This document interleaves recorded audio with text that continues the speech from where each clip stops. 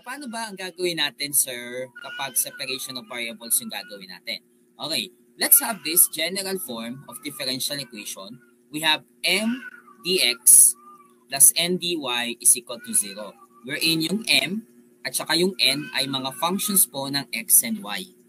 So, hindi lang po yung parang ginagawa natin o ginagawa ninyo before sa integration na tipong kunyari, ang katabi lang po ng dy as in y lang or constant. Ang katabi lang po ng dx as in x o di kaya constant.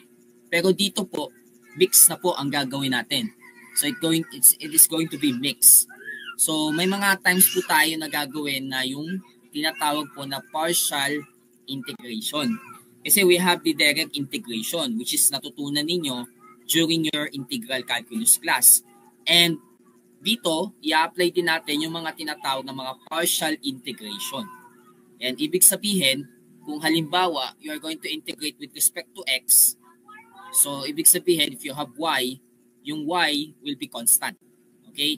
Then, it will be vice versa din pagdating po sa case ng dy, wherein yung x ang magiging constant. So, yun ang tinatawag nating partial na way pagdating po sa integration. So, just as the same, pagdating naman po dun sa partial derivatives. No? So, which will later on, i-open natin yan kung paano siya gagawin. Okay? Now, kailangan, syempre, pag naka-standard form, ayusin lang po natin siya. Well, sa standard form kasi, may mga times po na para ma-separate mo siya, kailangan parang maihiwalay mo siya by means of division. So, yun po yung gagawin natin para masabi natin na isi-separate natin yung variable. So magagawa lang natin yan in such a way na dito sa isang term, dapat magkakasama po lahat ng may x. So ibig sabihin, dapat let's say yung numerator mo at saka yung denominator mo ay mga functions of x na may kasamang dx. And then another term will consist of functions of y na may kasamang dy. So then, kailangan ma-separate mo lang naman siya. Well, maraming approach na pwedeng gawin. Pwedeng nasa iisang side lang yung mga terms or pwede mong gawin is parang, kunyari sa left side, lahat ng x, lahat ng may x at dx. Sa right side ng equation, lahat ng may y at dy. Yun, pwede mo pong gawin. So, isa sa mga nakikita kong paraan para malaman nyo kung separation siya is you have to check kung kaya ba siyang ma-separate or kaya nyo bang mag-divide both sides ng isang term o ng isang function in such a way that you will come up with this format. Okay? So, yun lang naman yung hinihingi natin. Pagdating po dito sa separation of variables, kailangan mag-come up ka sa ganitong format. Kasi kung hindi, ibig sabihin, it's either hindi mo siya kayang paghiwalayin or hindi siya applicable. Hindi applicable ang separation of variables and you will proceed to another approach. Okay. Now, so ito na nga. So once na nahiwalay mo na yung mga terms mo, let's say itong ginawa ko kasi dito is nilagay ko po sa left side lahat ng mga terms and integrate mo yan both or i-integrate mo yung bawat terms, okay, with respect to dx and with respect to dy, and then ang nasa right side na lang po ng equation natin will be c. Kasi doon sa ating right side kasi kanina dito sa my standard form is 0. Na pag in-integrate natin yan, of course, that will become c. Okay, nga pala, no? Bago ako mag-proceed, ang pinag-uusapan lang po natin ay first ordered differential equation. Ibig sabihin, ilan or ano dapat yung pinakamataas na derivative na dapat natin makita dun sa given na differential equation. So ano po ba, guys? What is the highest derivative na dapat natin makita doon sa given na differential equation? Kapag sinabing first ordered. Ayan. So, kung babalikan natin yung about sa order, so that is the first derivative, hindi ba? So, pag may nakita kang first derivative and that will be the highest derivative, so that is already the first order differential equation. And then, ano pa yung palatandaan natin na first order differential equation ng ating sinusolve? Yung sa may general solution. Diba? Sa general solution, ilan ulit ang dapat na makita nating arbitrary constant kapag first order differential equation ang ating sinusolve. So, dapat isa lang din. So, ito lang siya, C. Okay? So, yan dapat ang ma-expect natin dito sa ating first order differential equation. Dapat, check mo muna kung first derivative ba yan or pinakamataas na derivative is first and nothing more. And then, of course, yung general solution dapat ay may isang arbitrary constant. Okay, ngayon, meron po tayo ditong dalawang examples. So, number 1, obtain the general solution of 2 multiplied by y plus 3 dx minus xy dy is equal to 0. And number 2, particular solution naman po ng xyy prime minus y squared is equal to 1 if y is equal to 1 when x is equal to 2. Okay? So, ulitin lang natin yung mga steps ha. First step, kailangan gawin mo muna siyang general form para malaman mo kung ano yung mga kailangang i-separate. Okay? So, dapat po, kung gagamit ka ng separation of variable, make sure na kung halimbawa, kagaya nito, ayan, may 1 dito sa my right side, ay mailipat mo siya sa kabilang side. Okay? So, make sure po na naka-general form siya o standard form. Then later on, i-format mo na siya ng separation of variables. Or gamitan mo na siya ng separation of variables if applicable. Okay? So, ngayon, tignan natin tong unang example. Okay, so obtain the general solution of 2 multiplied by y plus 3 dx minus xy dy is equal to 0. Now, tingnan natin yung bawat terms, no? So, dito, we have 2 multiplied by y plus 3 dx. So, kung napapansin natin, syempre ito, ang nakalagay dito is dx. So, dapat, ang katabi dapat niya or ang kasama niya dito sa term is x lang, di ba? Bakit may y plus 3? So, ang pwede mong gawin dyan para matanggal dyan si y plus 3 dito sa may 2y plus 3 dx ay i-divide mo both sides yung equation mo by y plus 3. Again, divide both sides. Baka mamaya ang gawin mo lang, sir, divide lang. Dinivide mo lang siya dito. Pero hindi mo siya dinivide sa ibang sides or sa ibang term. Okay? Same goes with this one. xy dy. Pero may x. So, ang gagawin mo, kailangan matanggal mo dyan yung x. So, ang paraan ng pwede mong gawin is i-divide both sides by x. At, kung isa-summarize natin, ibig sabihin, i-divide lang pala natin yung equation dun sa x multiplied by y plus 3. So that we can arrive with this format. So, na-separate na po natin yung variables. Okay? Lahat ng may x, nandito sa may unang term ng left side, while itong lahat ng may y at saka dy ay nandito sa may second term ng left side. At ang nasa right side na lang po ng equation natin ay 0. Okay? Now, let's do the integration. Integrate natin si dx over x. Okay? And that will be ln of x. Okay, so kaya magiging 2 ln of x. Okay. Ngayon, dito sa kaso naman ng y dy over y plus 3, so, paano po siya nag-come up dito? Okay. So, syempre, isa sa mga pwede nyo pong approach na pwedeng gawin dyan, hindi ka pwede mag-ln guys ha, ng direkta. Kumbaga parang, sir, isasagot ko dyan, ln of y plus 3. Pero take note, meron po siyang kasamang y dito. So, kaya ang gagawin mo dyan, pag ganyan ng approach is by u substitution. Kumbaga, suggest na naman to na pwede mong gawin. Okay? Let u is equal to y plus 3. At pag kinuha mo yung du, it will become dy, which is sakto lang. And then of course, yung y mo, dahil nga yung u mo is equal to y plus 3, you will come up with y being equal to u minus 3. And then you can now proceed in integrating this. Ngayon, kung mapapansin mo rin, kapag binalik mo yung u na y plus 3, itong 3 na ito, at saka itong c na ito, pwede mo na pong pagsamahin para maging isang c na lang. Okay? So, as much as possible po, kapag may nakikita kang mga numbers na naka-stand alone lang siya, wala siyang kasamang variable, okay, or anything, so, i-combine mo na siya dun sa c. Just like dito sa kaso po ng 3 at saka ng c. So, kaya po, kung nagtataka kayo, nasaan yung 3 dito, in-observe na po natin dito sa c. Okay? Now, balik tayo dito. So, ito na nga siya. Okay, but take note po yung sa may minus sign. Okay? Kasi yung integral po ng y dy over y plus 3 ay y minus 3 ln of y plus 3. Okay? So ito na nga siya, magiging minus y plus 3 ln of y plus 3 is equal to c. Ngayon po, ganito guys. Sir, okay na po ba yan? Okay, unang-una, ang given kasi natin is algebraic. So marapat na dapat, parang let's make it parang yung x, no? Kahit pa paano yung x at saka yung y plus 3 ay mailabas natin. Okay, nagets niyo po ako guys? Yung x at saka yung y plus 3, dapat mailabas natin yan. Okay? So ngayon, ito yung susunod natin gagawin.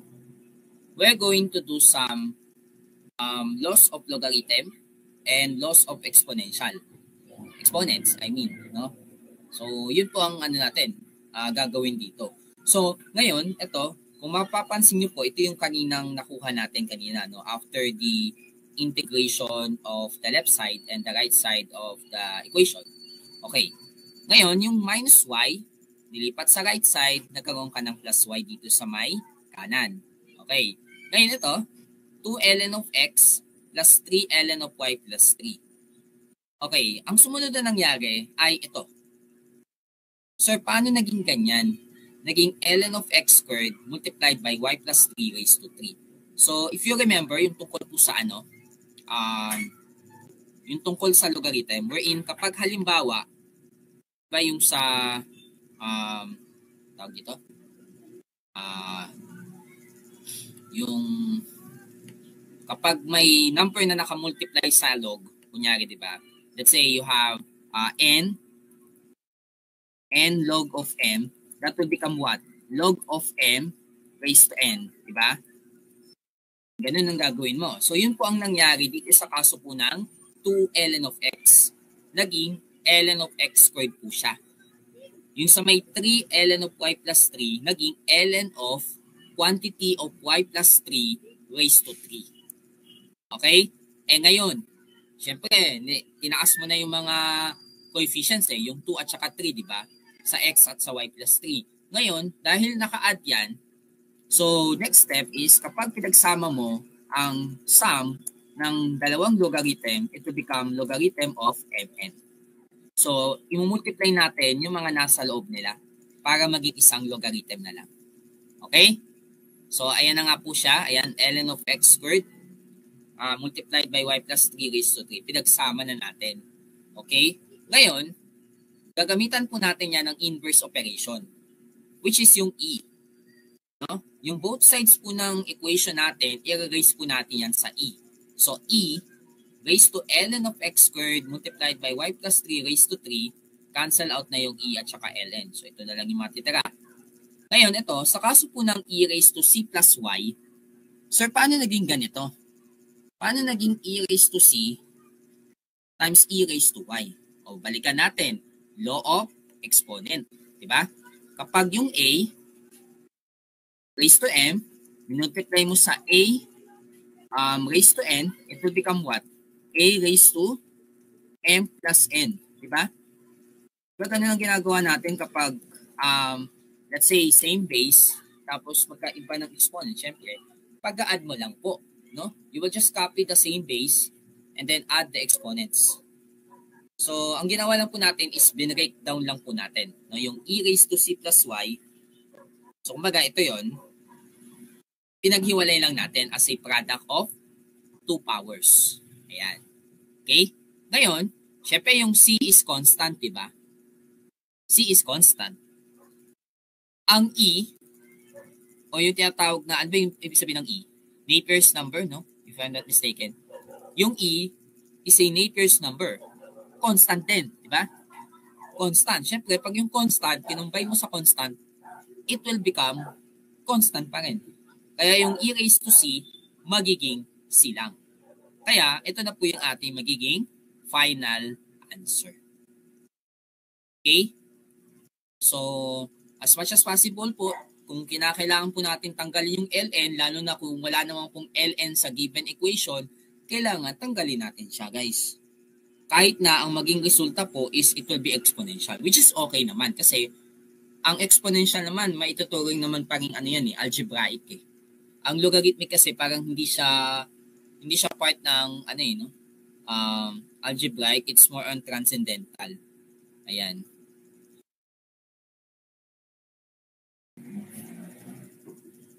Hindi ako sure dun sa Euler's number. I will check out it.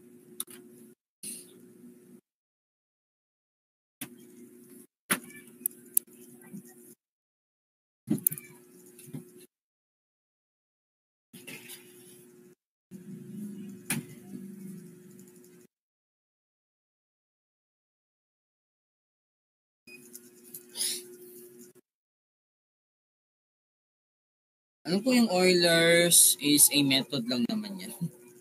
Ang method lang naman yan. I'll just check.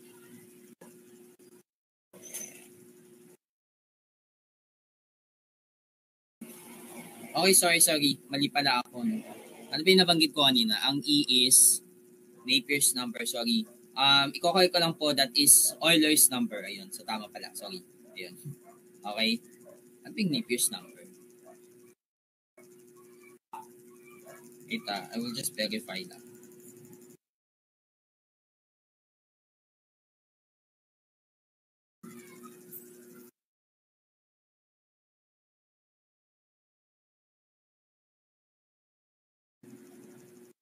Oh, yun. Okay.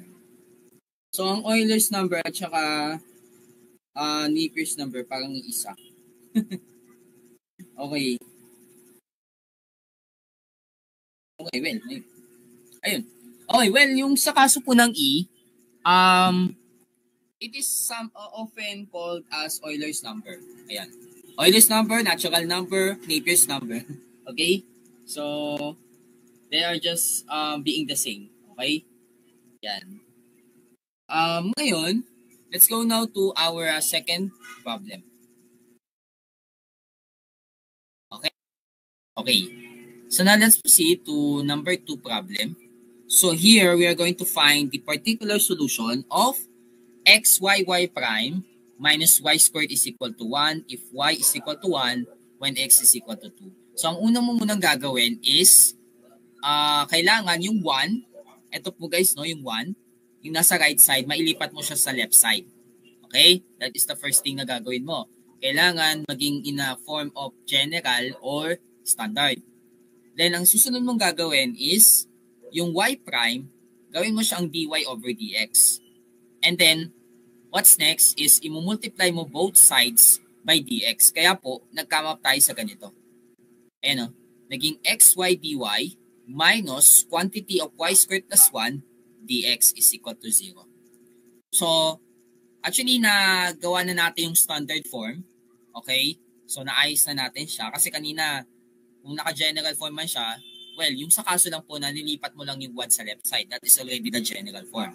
Pero, kung gagawin mo siyang standard form, it will be like this one. Okay? Ngayon, separate the variables. So, ngayon, dahil yung y squared plus 1 nandito sa may dx, divide natin yan both sides by y squared plus 1. And then dito, ganun din. May x ka dito.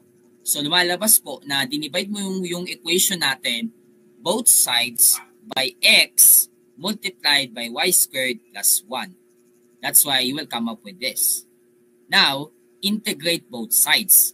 Ngayon ito, y dy over y squared plus 1 is actually, ang integral po niyan is 1/2 ln of y squared plus 1. Dahil po, pag kinuha mo yung derivative ng y squared plus 1, that will be 2y. Which is, nandito naman siya banda sa may numerator. However, nawala lang yung 2. Kasi, nagkaroon ka ng 1/2. Yan. Then, dx over x, then, minus ln of x. Then, dito po sa kasong ito, well, dito, ang in-apply naman natin is still yung, kapag yung number nakamultiply dun sa ln, so i-erase mo lang siya dun sa loob niya. Pero kapag, siyempre, yung sa difference, kasi kanina sa ano yun sa product, diba? Okay, so dito naman, yung pagdating naman po sa quotient. Kaya po, naging ganyan siya. No? Ayan, so ln of absolute value of square root of y squared plus 1. So, ang naka-square root lang po dito, yung y squared plus 1 lang po ha. Then, all over x, then is equal to c. Now, syempre, kailangan tanggalin natin yung ln. Diba? Ngayon, i-erase natin yung both sides ng equation sa E. So ngayon, nawala na po. Okay? Kasi ang nangyari po dito kasi, diba, pag na-erase mo kasi itong o ginawa mo itong exponent itong nasa left side sa E, cancel out si E at si ln. So ang matitira na lang po is ito. Diba? Tapos, itong sa C, pag na-erase mo yung E sa C, o yung E na-erase sa C, still, you will have C. Okay? Kaya ito po ang naging resulta niyan. Okay? Ngayon, ilipat mo lang yung X. Okay, dito, multiply both sides by X. And then, square both sides so that you will have y squared plus 1 is equal to cx squared. Yung C naman, kahit i-square mo pa yan, C pa rin ang lalabas dyan. Okay? Yan. O ngayon, ito na po yung general solution mo, no? Ngayon, using yung y is equal to 1 at saka x is equal to 2, syempre isolve natin yung di ba? Isolve natin yung C. Okay? So, syempre, you have y squared plus 1 is equal to cx squared, di ba? Okay, ngayon yung y mo is 1, di ba? 1 squared. Okay? Tapos plus 1 is equal to c multiplied by 2 squared. I think that will become 4, no? Yan. Okay? Tapos dito, magiging 1 lang siya. Okay? Then, syempre, magiging yan? Magiging 4c is equal to 2. Then, solve for c, you will have 1/2. Diba? Okay? So, ayan na. Kaya po nakuha yung c is equal to 1/2.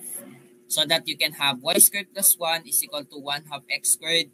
Para medyo mas malinis pa po siyang tignan, minultiply natin both sides by 2 so that you will have x squared minus 2y squared minus 2 is equal to 0. So that will be the particular solution of the given differential equation using these initial values.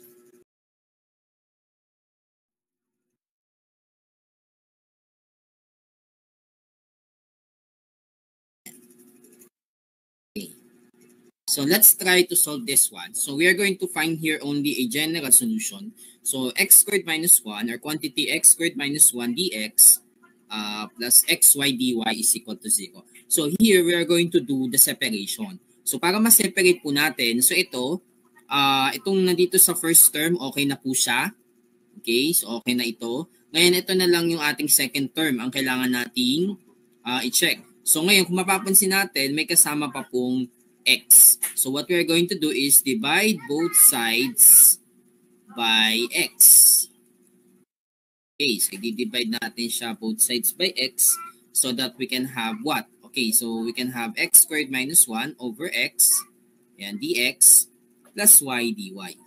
Okay, so ayan na po. Ngayon na to, para medyo madali-dali ma-integrate, so distribute natin.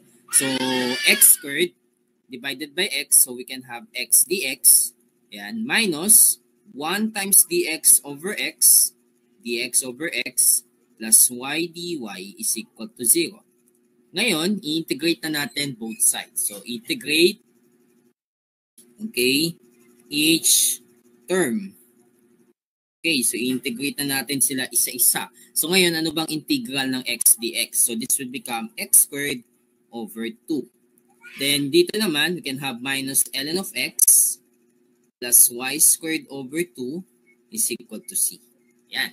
So, ayan na po yung ating magiging solution. Okay, pero syempre, para medyo mas malinis po siyang tignan, so ang gagawin natin next is divide both sides by 2. Okay, so divide or multiply rather. Multiply natin both sides by 2 and then ilipat natin yung may ln of x sa left side or sa right side. Okay, so bali ito na yung next na gagawin natin. Okay, so we can have what? X squared y is equal to c plus 2 ln of x. Yan. So kung napansin nyo po, no? Okay, bali ang ginawa natin, minultiply natin both sides by 2. Okay, so kaya po yung ating ln of x nagkaroon dito ng 2. Tapos, nilipat natin sa right side itong ln of x na may kasama ng 2, syempre. Okay, ngayon yung 2, minultiply din siya dito sa c, pero it so happened na c pa rin. Okay, kasi constant pa rin naman yung 2. Okay, ngayon, ang gagawin na natin next is i-erase natin sa E lahat ng terms. Okay, so bali ito, ganyan po ang mangyayari dyan sa my left side. Sa right side naman is this. Okay, ngayon, bago ko siya ituloy, ito dapat ilalagay na natin siya dito. Okay, so that we can have ln of x squared. Yan, ln of x squared. Yan. Tapos ito, wala po tayong gagawin dyan. So as is lang yan, na ganyan lang yan.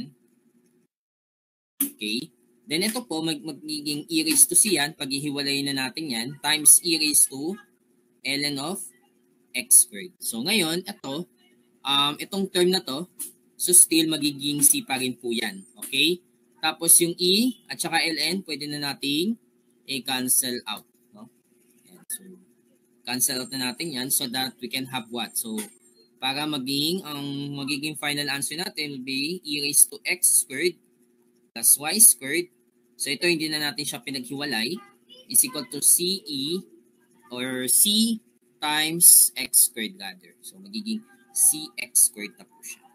So ayan na po yung magiging answer natin for this equation.